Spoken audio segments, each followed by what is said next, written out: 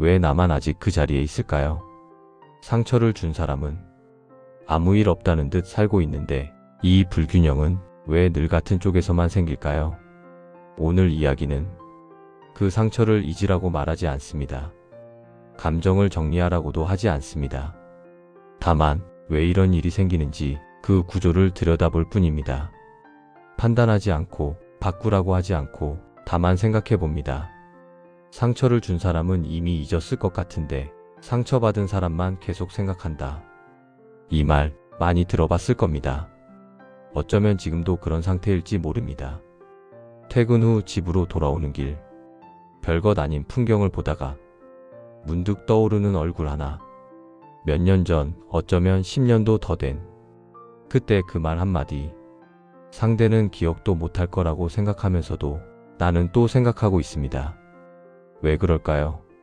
먼저 상처를 준 사람이 정말 잊었는지는 사실 알 수 없습니다. 우리는 그저 추측할 뿐입니다. 저 사람은 별로 신경 안 썼을 거야. 나한텐 큰일이었지만 저 사람한텐 별일 아니었겠지. 그런데 이 추측 어디서 오는 걸까요? 상대가 직접 말한 적 없습니다. 나 그거 잊었어 라고 확인해 준 적도 없습니다. 그런데도 우리는 상대가 잊었다고 믿습니다. 이 믿음에는 하나의 전제가 깔려 있습니다. 상처를 준 사람은 상처받은 사람만큼 그 일을 중요하게 여기지 않는다는 전제. 그런데 이게 항상 맞는 말일까요?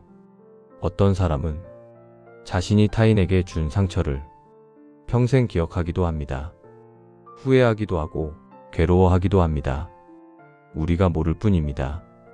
하지만 이 영상은 그 가능성을 위로로 사용하지 않습니다. 그런데도 우리는 상대가 잊었다고 생각합니다. 왜 그럴까요? 그 이유 중 하나는 우리가 상대의 내면을 볼 수 없기 때문입니다. 상처받은 사람은 자신의 고통을 매일 느낍니다. 출근길, 퇴근길, 잠들기 전 문득문득 떠오릅니다. 하지만 상처 준 사람의 내면은 보이지 않습니다. 그 사람이 후회하는지, 괴로워하는지, 아무렇지 않은지 우리는 알 수 없습니다. 보이지 않는 것은 없는 것처럼 느껴집니다.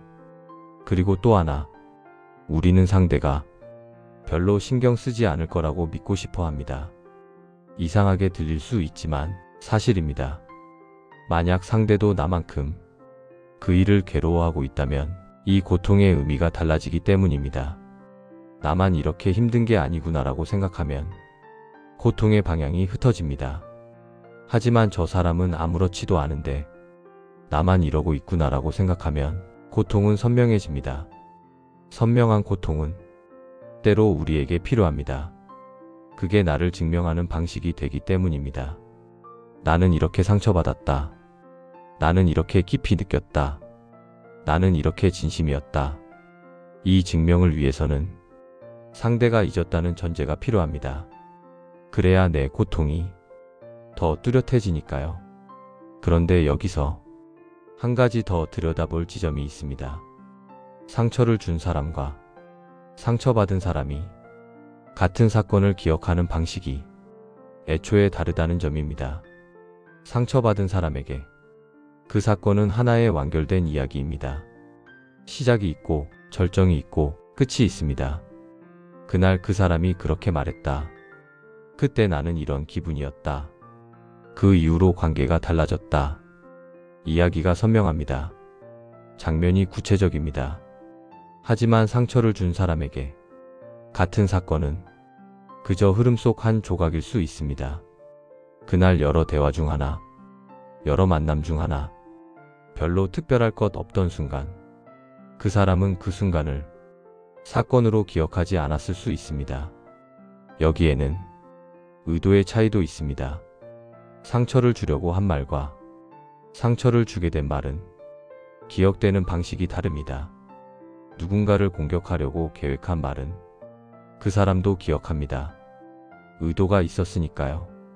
하지만 별 생각 없이 한 말, 무심코 던진 말, 농담처럼 한 말은 기억되지 않습니다.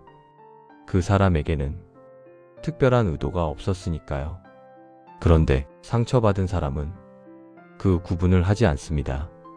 의도가 있었든 없었든 상처는 상처니까요. 칼에 베인 상처가 이건 실수였어요 라는 말로 아물지 않는 것처럼 말로 받은 상처도 상대의 의도와 무관하게 남습니다. 그래서 생깁니다. 이 불균형이 한쪽은 하나의 사건으로 기억하고 다른 한쪽은 여러 순간 중 하나로 기억합니다. 한쪽은 상처의 무게를 매일 느끼고 다른 한쪽은 그 무게를 느낀 적이 없습니다. 그리고 여기 한 가지 더 있습니다. 상처받은 사람은 그 사건 이후의 시간을 그 사건과 함께 살아갑니다. 매일 조금씩 그 상처를 확인합니다. 아직도 이렇게 아프구나. 여전히 생각나는구나. 시간이 지날수록 상처의 역사가 쌓입니다.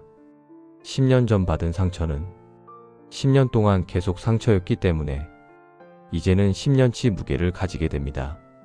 하지만 상처를 준 사람은 그 이후의 시간을 그 사건 없이 살았습니다. 그 사건은 그의 시간 속에서 자라나지 않았습니다. 10년이 지나도 여전히 그날의 크기 그대로입니다. 어쩌면 그보다도 작아졌을 수 있습니다. 이것이 기억의 불균형이 만들어지는 구조입니다. 한쪽은 상처와 함께 시간을 보내고 다른 한쪽은 상처 없이 시간을 보냅니다. 같은 시간이 전혀 다른 무게로 쌓입니다. 그런데 여기서 한 가지 질문이 생깁니다. 상대가 정말 잊었다면 나도 잊어야 하는 걸까? 이 질문에는 어떤 전제가 숨어 있습니다. 기억의 크기가 같아야 한다는 전제, 상대가 잊었으면 나도 잊는 게 맞다는 전제. 그런데 왜 그래야 할까요? 상대의 기억이 내 기억의 기준이 되어야 할 이유는 어디에도 없습니다. 상처를 계속 기억하는 것, 그게 잘못된 일일까요? 많은 사람들이 그렇게 믿고 있습니다. 이제 그만 잊어야지. 언제까지 그걸 붙잡고 있을 거야. 스스로에게도 그렇게 말합니다. 하지만 기억한다는 것 자체는 잘못이 아닙니다. 기억은 우리 의지로 조절되지 않으니까요. 잊으려고 한다고 잊어지지 않고 기억하지 말아야지 다짐한다고 사라지지 않습니다. 기억은 그냥 떠오릅니다. 그런데 우리는 이 자연스러운 현상을 문제라고 여깁니다. 왜 그럴까요? 그 이유 중 하나는 우리가 있는 것을 성숙의 증거라고 배웠기 때문입니다. 과거에 연연하지 않는 사람, 앞만 보고 가는 사람, 털어내고 일어서는 사람, 이런 모습이 바람직하다고 들어왔습니다. 그래서 기억하고 있는 자신을 미성숙하다고 여깁니다. 아직도 이러고 있다니 나만 발목 잡혀 있구나.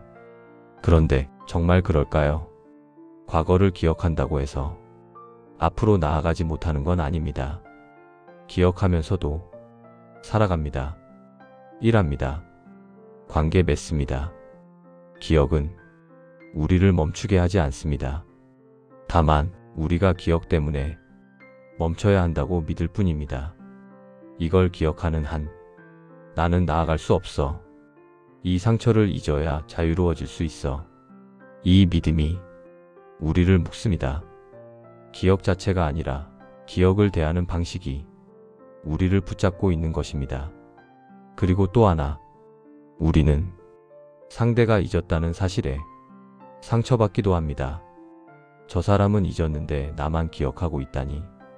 이 생각 안에는 어떤 기대가 숨어 있습니다. 상대도 나만큼 이 일을 중요하게 여겼으면 좋겠다는 기대. 내가 받은 고통을 상대도 알아줬으면 좋겠다는 기대. 하지만 그 기대가 충족될 가능성은 거의 없습니다. 왜냐하면 앞서 말했듯 두 사람은 애초에 같은 사건을 다르게 경험했으니까요. 같은 장면을 보고도 한 사람은 큰 상처를 받고 다른 한 사람은 별일 아닌 것으로 느낍니다. 이건 누구의 잘못도 아닙니다. 그저 구조입니다. 그런데 우리는 이 구조를 받아들이기 어렵습니다. 저 사람도 알아줘야 하는 거 아닌가? 내가 이렇게 힘들었다는 걸 알았다면 달라졌을 텐데. 그렇게 생각합니다. 하지만 안다고 해서 달라지는 건 아닙니다. 상대가 내 고통을 안다고 해도 그 고통을 똑같이 느낄 수는 없으니까요. 우리는 타인의 고통을 온전히 이해할 수 없습니다. 아무리 가까운 사이라도, 아무리 오래 함께 했어도 상대의 내면을 정확히 알 수 없습니다. 이건 한계입니다. 인간이라는 존재의 한계입니다.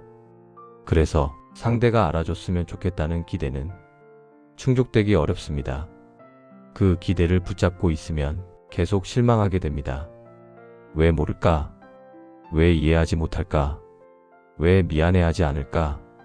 이 질문들은 답이 없습니다. 상대는 내가 원하는 만큼 알지 못합니다. 내가 바라는 만큼 후회하지 않습니다. 내가 기대하는 만큼 괴로워하지 않습니다. 이게 관계의 본질입니다. 그렇다면 우리는 어떻게 해야 할까요? 여기서 멈춥니다. 어떻게 해야 한다는 말은 하지 않겠습니다. 다만 지금까지 본 것을 조금 더 들여다볼 뿐입니다. 상처 준 사람은 잊었는데 왜 상처받은 사람만 계속 생각할까? 이 질문으로 시작했습니다. 지금까지의 이야기는 무엇을 정리하려는 게 아니었습니다. 다만 왜 나만 이렇게 기억하고 있는지, 그게 이상한 일이 아닌 이유를 들여다봤을 뿐입니다. 우리는 상대가 잊었다고 믿습니다. 그 믿음 안에는 나만 이렇게 힘들다는 전제가 있고, 그 전제가 고통을 더 선명하게 만듭니다. 두 사람은 같은 사건을 다르게 기억합니다. 한쪽에게는 사건이고 다른 한쪽에게는 순간입니다. 한쪽은 상처와 함께 시간을 보내고 다른 한쪽은 상처 없이 시간을 보냅니다. 같은 시간이 전혀 다른 무게로 쌓입니다. 기억한다는 것 자체는 문제가 아닙니다. 기억은 우리 의지로 조절되지 않으니까요. 다만 우리는 잊어야 한다는 믿음 때문에 기억하고 있는 자신을 문제라고 여깁니다. 상대가 내 고통을 알아주길 바라는 기대는 충족되기 어렵습니다. 우리는 타인의 고통을 온전히 이해할 수 없으니까요. 이건 한계입니다. 관계의 한계입니다. 그렇다면 이 모든 걸 본 뒤에 무엇이 남을까요?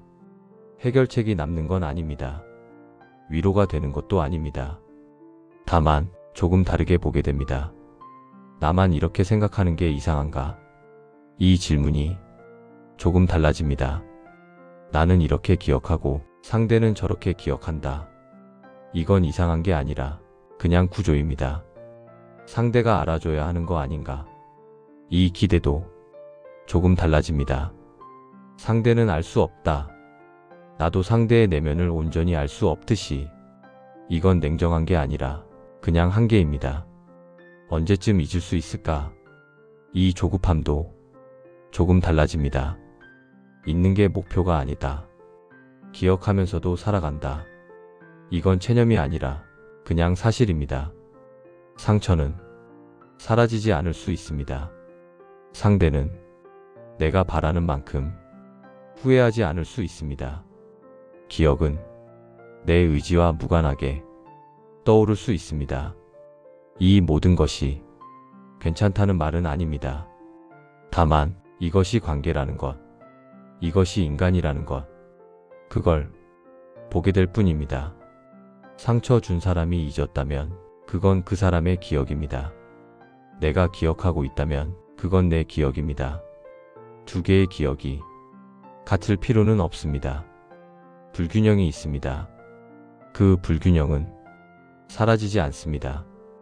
다만 그 불균형을 이상한 것으로 여기지 않게 될 때 조금 다르게 살아갈 수 있게 됩니다. 이 이야기는 잊는 법을 말하지 않습니다. 다만 왜 잊히지 않는지가 이상한 일이 아니라는 걸 보여주려 했을 뿐입니다. 오늘 이야기 끝까지 함께 생각해 주셔서 감사합니다. 이 채널은 답을 주기보다 생각을 정리하는 시간을 남기려 합니다. 다음 이야기에서도 함께 해주셔도 좋겠습니다. 감사합니다.